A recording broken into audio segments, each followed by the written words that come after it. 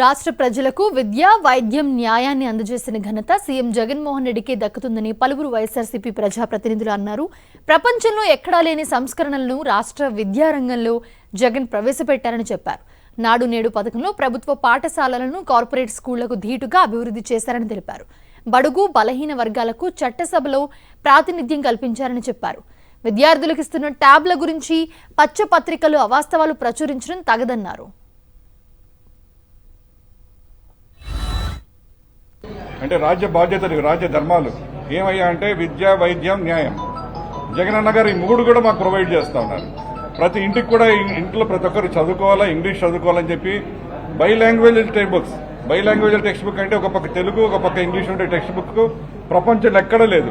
అటువంటి వ్యవస్థను జగనన్న తీసుకొచ్చి ప్రతి ఇంట్లో కూడా, పేదవాడి ఇంట్లో కూడా ఇంగ్లీష్ మాట్లాడే విద్యార్థి ఉండాలని చెప్పి, తర్వాత ప్రతి స్కూల్ను కూడా ఒక కార్పొరేట్ స్థాయిలో స్కూల్ని ఆయన అభివృద్ధి చేశారు నాడు నేడు కార్యక్రమంలో. ఇలాగా విద్య, వైద్యం సుమారు 1300 రోగాలకు ఉచిత వైద్యం జరుగుతూ ఉంది ఆరోగ్యశ్రీలో. అదేవిధంగా న్యాయం జరుగుతుంది మనకందరికీ కూడా. ప్రతి కులం కూడా సుమారు మనకు 170 కులాలు ఉన్నాయి ఆంధ్రప్రదేశ్లో. ప్రతి కులం కూడా వెతికి ఆ కులంలో ఉన్న ఒక మేధావిని తీసుకొచ్చి ఆయనకు రాజకీయ అధికారం ఇచ్చేసి మీ సమస్యలు మీరే తీర్చుకోండి, చట్టసభల్లో మీరే గొంతెత్తి వినిపించండి అనేటువంటి గొప్ప అవకాశం ఇచ్చిన మహామేధావి, మంచి మనసున్న మానవుడు, మానవత్వం పరిగణించి మంచి జనహృదయ నేత గౌరవ ముఖ్యమంత్రి వైఎస్ జగన్మోహన్ రెడ్డి గారు ఇలాగే 10 కాలాల పాటు మాకందరికీ అండగా ఉంటూ మా పేదల కొరకు ఆయన ఇట్లాగే మంచి పరిపాలన అందించాలని చెప్పి మేము భగవంతుని ప్రార్థిస్తున్నాము.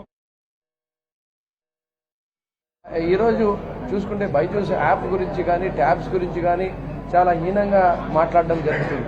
కానీ నేను అడుగుతున్నా వాళ్ళకు, ఈరోజు ప్రతి ఒక్క డబ్బు ఉండే మనిషి వాళ్ళ పిల్లల దగ్గర కూడా ఈరోజు ట్యాబ్, ఐప్యాడ్స్ అనేవి ఉన్నాయి. మరి అవన్నీ ఇచ్చింది పిల్లలకు మంచిగా చదివించుకోవాలా, వాళ్ళు కూడా ధీటుగా ఉండాలా. ఎక్కడ కూడా మానసికంగా వాళ్ళ దగ్గర ఉండేది నా దగ్గర లేదు అని చెప్పి ఆ మాట రాకూడదు అని చెప్పి ఒక మంచి మనసుతో చేస్తే కూడా దాంట్లో కూడా ఎన్నో దురాలోచనలు నీచంగా రాయడము ఈనాడు అనేది చాలా విచారకరమైన విషయము. అలాగే వైద్యంలో కూడా ఈరోజు ఒక ఆరోగ్యశ్రీ కార్డులో దాదాపు 3000 పైచిలకు రోగాల్ని తీసుకొని రావడము, హాస్పిటల్స్ కట్టియడము. మన స్టేట్ రాజకీయ చరిత్రలో 11 హాస్పిటల్స్ ఉంటే ఈరోజు ఓన్లీ ఈ 4.5 సంవత్సరాల్లోనే 17 హాస్పిటల్స్ కడుతున్నారు. దానివల్ల ఎవరు లబ్ధి పొందుతారంటే ఈ పేద వర్గాలే లబ్ధి పొందుతారు.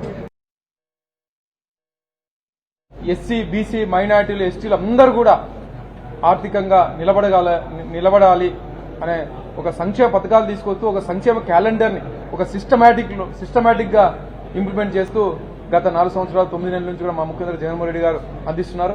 ఎవరు చూసినా కానీ మామూలుగా ఎలక్షన్ ముందు మాత్రమే ఏదైనా మనము పథకాలు కానీ, ఏదైనా సంక్షేమ పథకాలు కానీ చెప్పి మళ్ళీ తర్వాత ఎలక్షన్ తర్వాత హామీలు ఇచ్చి తర్వాత ఎలక్షన్ తర్వాత మర్చిపోయే వాళ్ళు చాలా మంది ఉన్నారు. మన ఉదాహరణకు మన చంద్రబాబు నాయుడు గారు కూడా ఎన్నో హామీలు ఇచ్చారు, తర్వాత హామీలు నెరవేర్చలేదు. 2014 నుంచి 2009 ఆయన ముఖ్యమంత్రిగా ఉన్నాడు, అదే హామీలు ఇచ్చారు, ఓడిపోయాడు. మళ్ళా ఏ ముఖం పెట్టుకొని ఇప్పుడు మళ్ళా ఎలక్షన్ టైంలో ఒక 3 నెలలు 4 నెలలు ఉన్నా అని చెప్పి ఏదేదో పెద్ద హామీలు ఇవ్వడం జరుగుతుంది. కాబట్టి అవన్నీ కూడా ప్రజలు ఎవరు కూడా నమ్మరు.